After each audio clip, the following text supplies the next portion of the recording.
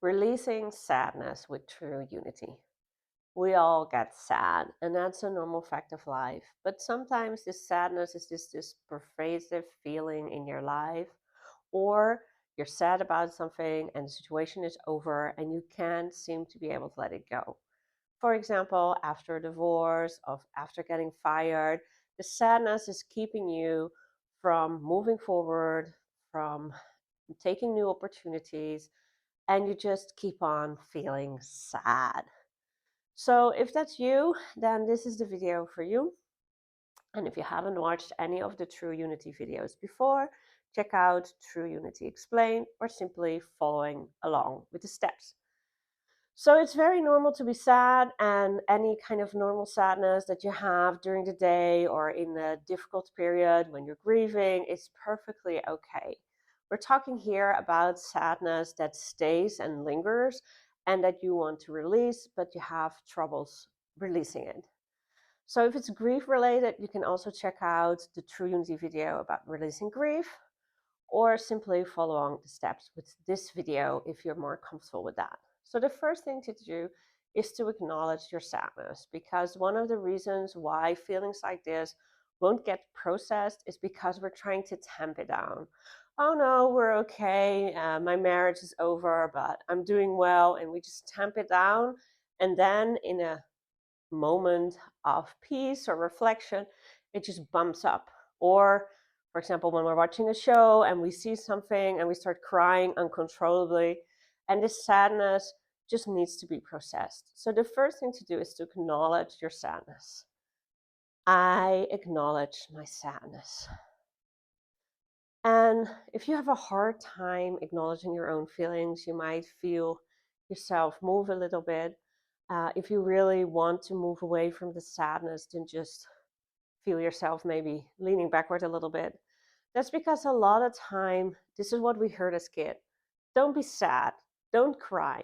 But sadness is something that's part of life, it's part of the human experience. So just breathe in and out and give yourself permission to be sad. Give yourself permission to feel sad, and that is okay. That there's space here and now for you to feel sad. Just breathe in and out. And if you feel that you need to cry a little bit, that's fine. You can always pause the video and come back to it. Just allow this sadness to be there.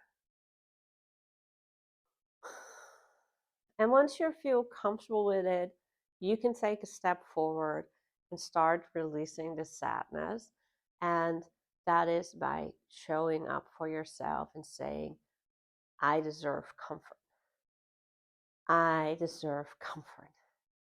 And it's so important when we're sad that we are being comforted. And for the other person, sometimes it's really hard. It's tough to see somebody cry. It's tough to see somebody be sad. So not everybody is able to comfort you in the way that you need, but heaven, God, the universe is always there for you, and you can also comfort yourself.